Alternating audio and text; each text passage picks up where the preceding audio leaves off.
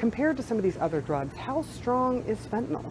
It's much stronger, much stronger. You can get a morphine tablet that contains 30 milligrams, and this is what 30 milligrams would look like. If this was heroin, it would be in a dose of maybe 10 milligrams, if it was pure. 1 milligram looks like this. I can't even see that. Right, and a fourth of this is potentially fatal.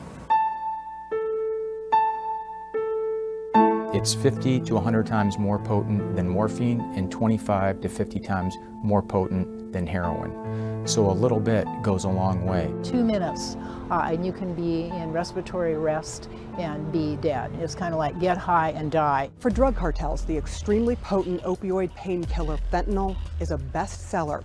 For users, it's a prolific killer, so dangerous that law enforcement has to wear the highest protection hazmat suits just to confiscate it.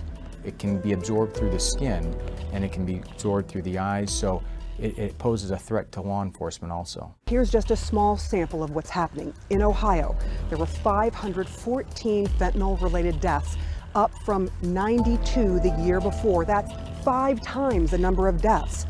In Florida, 397 deaths, up from 185. And in Maryland, 185 deaths, up from 58. DEA says fentanyl is flowing in record amounts from China through Mexico and into the United States. It's growing.